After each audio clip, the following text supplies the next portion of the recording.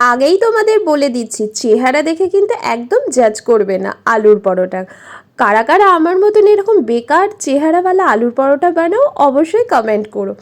আমি কিন্তু এখানে আটা নিয়ে নিয়েছি আর একটা চোখা বানিয়েছি, যার মধ্যে পেঁয়াজ, গাজর, ক্যাপসিকাম, কাঁচা লঙ্কা, ধনেপাতা সব দিয়ে কড়াইতে ভালো করে নেড়ে একটা চোখা বানিয়েছি। এটা যদিও ভাত দিয়ে খাবো।